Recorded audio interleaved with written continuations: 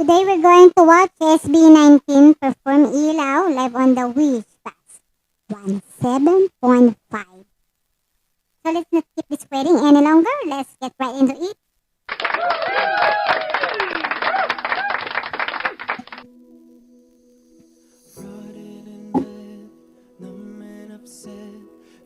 The good thing Wishbus doesn't take too long to upload now. Before, it used to take years for some of their performance to get released. But this time, they uploaded it pretty quickly. Leather jacket yung suit ni Justin. Saan kaya to? USA ba yan? USA nakalagay? Wait. Wish 1075. Ah, Philippines. Ay, totoong hikaw yun? Totoong hikaw. Oh, may pa-abs. Oh. Mahirap yung ano na yun, yung part ni style na yan, mahirap.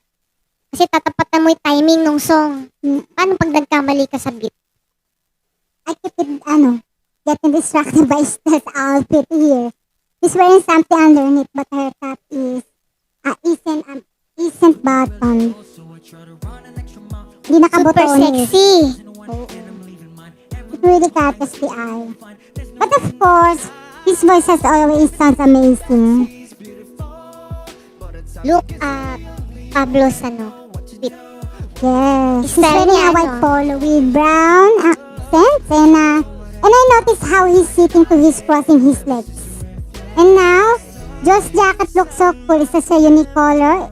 It looks like it has maroon in it with a touch of black.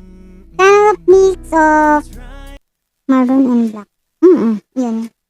Just like his hair. Si Pablo 70s style. 70s style? Yeah. Modern. 70s yan. 70s na Gen Z. Ganun. Tignan mo ang luwang nung pants. Si Ken Rakista talaga. Si Estelle parang bad boy. Ang look niya, di ba? Oh? Necklace. Pero ang buhok niya dito ay brown with black. Tignan mo yung ugat niya, yung veins sa neck. Uy, look at Josh. Yan. Siya lang yung nakasalamin. And may piercing din siya sa kilay. Refrain part yung kay Josh, diba? Yeah. His voice sounds great. Now, it's Pablo's turn. And comes Estelle. Oh wow, the harmony they all singing together now, so good.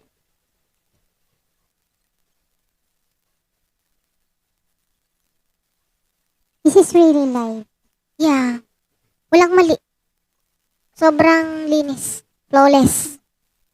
And you can actually see Estelle singing with so much effort. You can even see the veins popping out on his neck. And si Ken. Wow. Grabe, galit na galit si Ken. And yeah, I actually got chills from hearing all that cheering.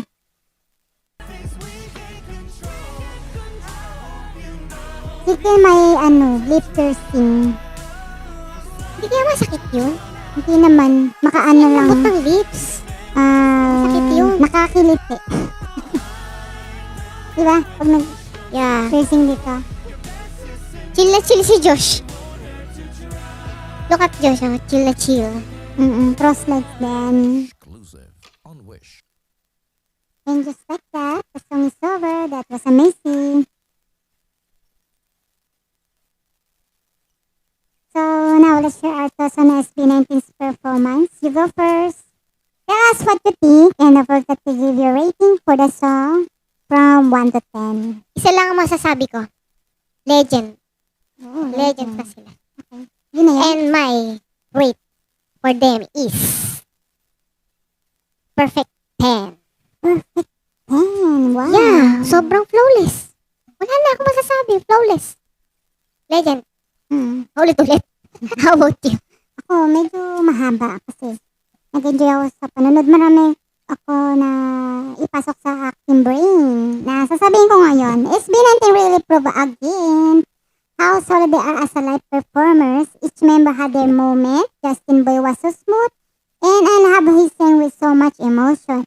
Ken's outfit and the possibly Percy hindi natin alam kung butas yun o ano. Definitely caught my eye, and of course, his tone is always so deep and rich. Pablo's stage presence never fails, and I like how relaxed yet powerful he looked, even with his legs crossed. Still, you could see how much he was giving it all. You could literally see the veins on his neck as he belted those notes. And si Josh, the jacket matched his hair perfectly, and his vocals were on point too. I also love how the song had moments of silence and build up. It created this beautiful tension and release. Plus, hearing the crowd scream for outside, that just shows how truly live and raw this was. For me, this performance get a perfect 10 out of 10.